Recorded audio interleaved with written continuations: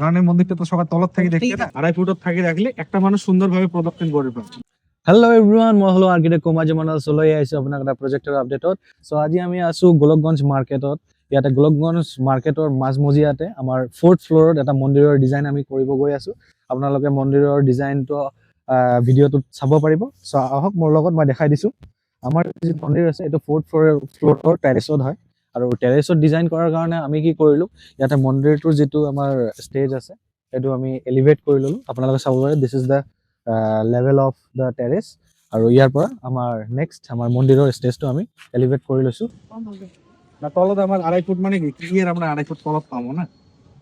এজন্য আমি কয়ে আছো মোটামুটি 2.5 ফুট যদি আমরা একদম কর্নারত থাকি রাখি না, 2.5 ফুটত থাকি রাখলে একটা মানুষ সুন্দরভাবে প্রদক্ষিণ করে পাবে।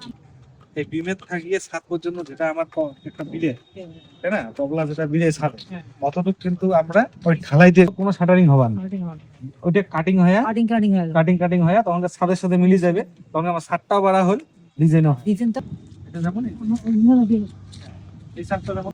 তাহলে কি হল যে কাউ তলত থাকি যায় দেখবে, কারণ এই মন্দিরটা তো সবার তলত থাকি দেখতে না। থেংক ইউ ছ' মাছ, চাই থাকিব আৰু আপডেটছ পাই থাকিব।